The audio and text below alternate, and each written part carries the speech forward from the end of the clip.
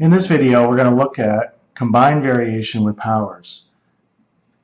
Y varies directly as the nth power of x. This is going to be a direct variation where we're going to multiply k times x. But in this case here, we're going to raise x to the nth power. We also have an example where we have y varies inversely as the nth power of x. Here we have k in our numerator, and it's being divided by x to the nth power. If we want to create something called a joint variation, this implies that we have x and z being multiplied together in the denominator. And it looks something like this, where I have y is equal to x times z. Now, we can combine any of these together. Let's look at an example. Let's say we want to find an equation of variation in which y varies jointly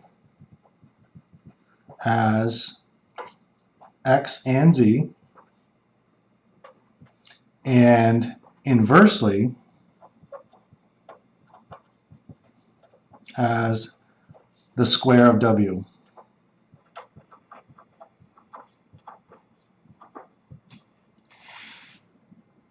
So we can go and create our variation equation. We start off with y, put in our constant of variation, and then we have x and z are going to be in our numerator here as they vary jointly together. We're also going to add in inversely as the square of w. So that means we're going to have w squared in our denominator. So the only thing we need to do now is find our constant of variation. To do that, we need an initial condition. So let's say y is equal to 105 when x is 3, z is 20, and w is equal to 2. So we'll use these four parts of information to find our fifth missing one.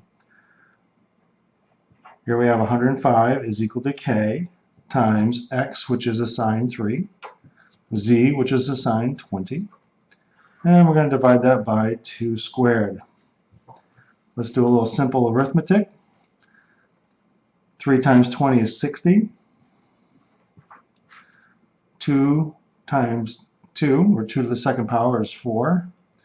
We actually end up with 105 is equal to 60 divided by 4, which is 15k. Divide both sides by 15. And I'm going to get k is equal to 7. Now that I've found my constant of variation, I can round out the problem and write y is equal to 7xz over w squared. Which I think I said 7, and I wrote k. There's 7. So there's our answer. Y is equal to 7xz over w squared.